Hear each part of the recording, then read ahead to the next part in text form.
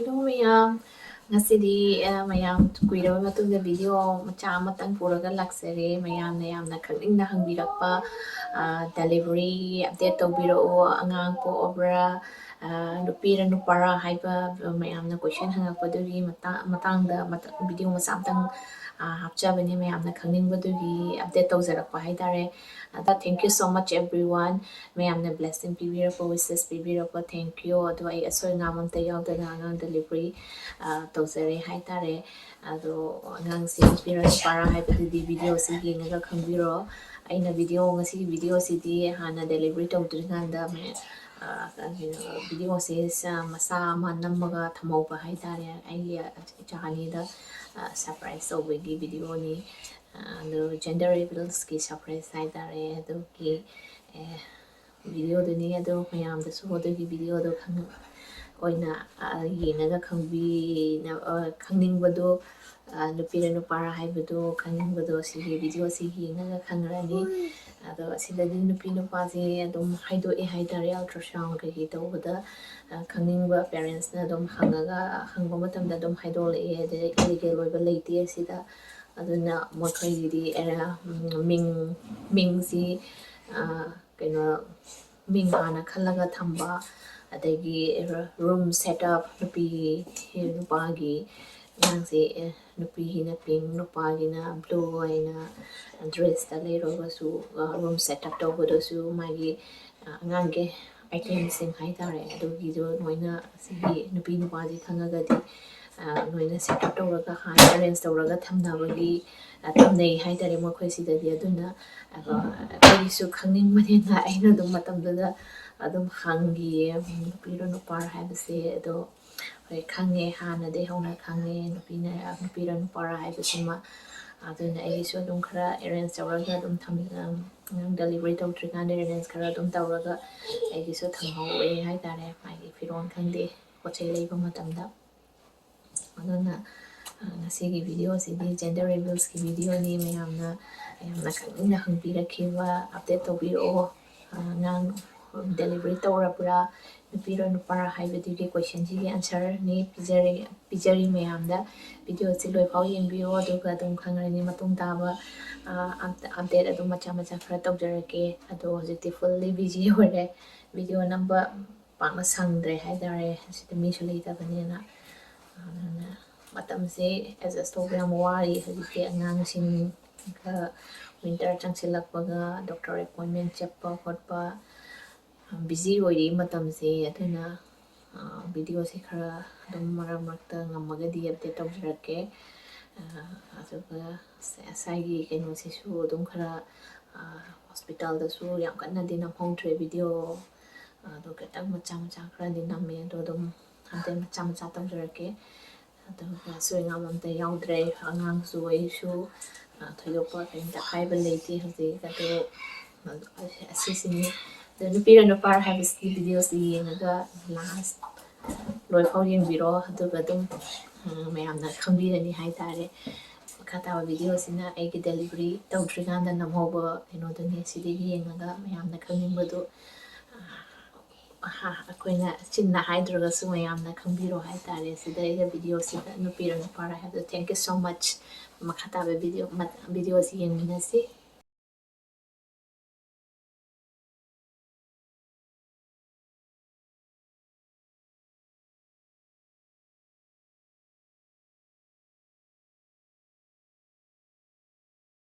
Hello everyone.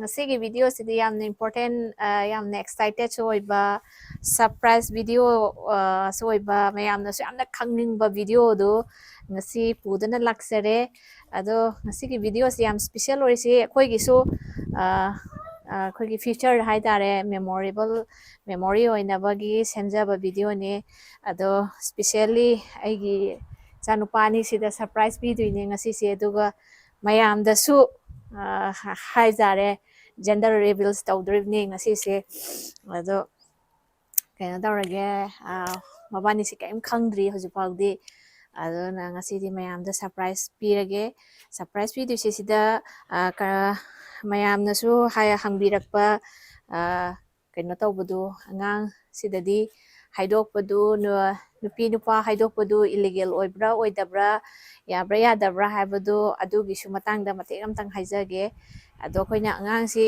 pungnungda leirikanda sida numi mangansi kaino daudre ado tha kara tha koigi tha kaino sida adum haidokpa haitare tha mari makai manga pho manung sida 19 to 21 weeks ke ultrasound lawbu sida adum haido e haitare ado haido isi technician na haido ko yawi aduga doctor na koina ultrasound lawri kanda doctor da hangaga request oramaga doctor na report lakpa matamda haido ko yawi ado di tawrisi sida ado ngasigisi mayam da surprise ore surprise oina video si gender reveals tawdore ay nga ani so tawrage hasde ado yeminarasi mayam haze si ay nga ani ko okay na ba nila something surprise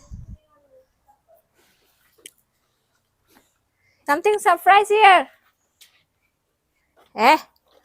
ngako hangino pugo lokalo wow what is that oh my god Rian what is that imong janga ka kaino taw sila open terrace la I want to open outside. ha चलो चलो la manung du kaino ta surprise ni mapan hangro pya dala ado hazik surprise hangdo age ne si baby si lakto ba only 2 weeks mung tangai sile ado yeng asi hazik surprise hangdo ga surprise kari oram duino gender reveals ni ko edi na hangdo kirai hangdora ado paper ro hana hangdo kari evening Hey, wait one by one Rian wait, let's see what it says. what is there Hello, Dada. What's this? surprise see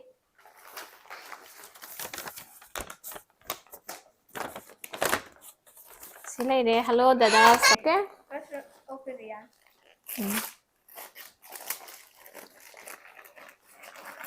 Surprise! wow surprise ash close your eyes mommy open the close your eyes wait okay one tick one tick two asga hai kon hi ria chi lang thok wait na surprise close your eyes dada close over dada close 1 2 baby sidi kari baby no hai sidi Can we guess? yes Boy. boy Rian nang di No, girl. Rian nang di Girl. man hazik to kar wow see Bum, bum, bum. what is this Little sister. what is this Rian Little sister. oh baby What's this? baby girl This. Whoa! Bum, bum, bum. it's a bedsheet Huh? bedsheet for Rian baby Mickey Mouse Minnie Mouse. pink color It's Minnie Mouse. pink color Mommy, that's Minnie Mouse. Yay! Nupira nupara Rian chengo se Oh, look, baby si nupira nupara yengo se Loopy. Nupi Rian edi nupira nupara Loopy. wow Loopy. okay Loopy. baby si girl oiram le surprise se the I'm Among Us, and I could stab you. पाहु ने sida baby se hazing nupi oikre yeng si gi video si kino da ngang hek delivery tawrakanda oina upload tawsarke video se ado na baby se sida di tha mari makhai dai da dum khangre haidolakre ado na ngani sidi khangdabni ngase haidole ado yeng si sor khurum se so ngam yaudaba min mai so ngam yaudana min mai pang bangam boy jage ni short na khurum jari hujik se ꯑꯗꯣ ꯃꯤꯁꯨ ꯂꯩꯇꯕꯅꯤꯅ ꯊꯃꯣꯏꯗꯤ ꯄꯨꯛꯅꯤꯡꯁꯨ ꯌꯥꯝ ꯅꯨꯡꯁꯤꯕ ꯊꯃꯣꯏꯁꯨ ꯋꯥꯕ ꯑꯦꯛꯁꯥꯏꯇꯦꯠꯁꯨ ꯑꯣꯏꯕ baby girl ꯑꯃ ꯂꯥꯛꯇꯣꯏꯅꯤꯅ ꯑꯃꯨꯛ ꯍꯦꯟꯅ ꯑꯦꯛꯁꯥꯏꯇꯦꯠ ꯑꯣꯏꯔꯦ ꯍꯥꯏꯇꯥꯔꯦ ꯑꯗꯣ ꯏꯁꯣꯔ ꯈꯨꯔꯨꯝꯕ ꯍꯥꯏꯇꯥꯔꯦ ꯏꯁꯣꯔ ꯑꯗꯨꯅ ꯁꯣꯏꯉꯥꯝ ꯌꯥꯎꯕꯤꯗꯕ ꯍꯥꯏꯅ ꯂꯥꯏ ꯏꯁꯣꯔ ꯀꯟꯅ ꯈꯨꯔꯨꯝꯖꯔꯤ ꯑꯗꯨꯅꯤ ꯍꯌꯦꯡ ꯚꯤꯗꯤꯑꯣ ꯃꯊꯪ ꯑꯗꯨꯝ ꯑꯞꯗꯦꯠ ꯇꯧꯖꯔꯛꯀꯦ ꯍꯣꯁꯄꯤꯇꯥꯜꯗ ꯂꯩꯕꯒꯤ ꯀꯔꯤ ꯃꯇꯝꯒꯤ ꯀꯩꯅꯣ ꯇꯧꯋꯦ ꯍꯥꯏꯗꯣ ꯑꯞꯗꯦꯠ ꯑꯗꯨꯝ ꯇꯧꯖꯔꯛꯀꯦ ꯃꯌꯥꯝ ꯊꯦꯡꯛ ꯌꯨ ꯁꯣ ꯃꯆ ꯑꯦꯚ꯭ꯔꯤꯋꯥꯟ